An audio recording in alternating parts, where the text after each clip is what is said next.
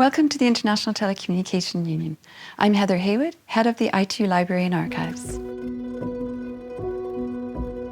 So Heather, early 20th century, we talk about radio telegraphy. What is it?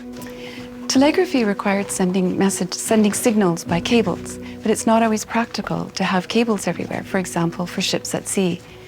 So when early discoveries found that you could send signals by radio waves, through the air in some ways, it revolutionized telecommunications and made it possible to have communications, to be able to send messages, exchange information in places where you couldn't have cables.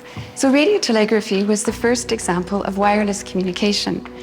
We think with our smartphones that we're very sophisticated, but the first wireless communication was radio telegraphy, which didn't require the cables, and it was called wireless telegraphy.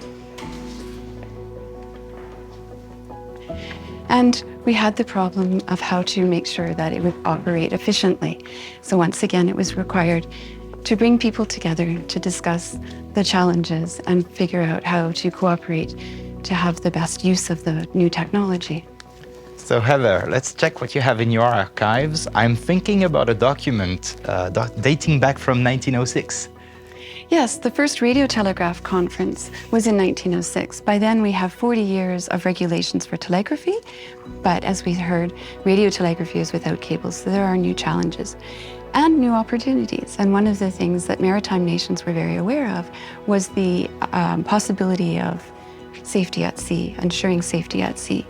So in this convention that was agreed by the maritime nations that were present, there's an article that gives absolute priority to distress calls coming from ships at sea. Also, this is the convention in 1906 where the SOS code was made to be the international standard. That's the very first time that the SOS becomes an international standard. That's right. Okay. Yes. 6 years later, it changes because an event will shock the world, the Titanic. In the sea, at risk of sinking.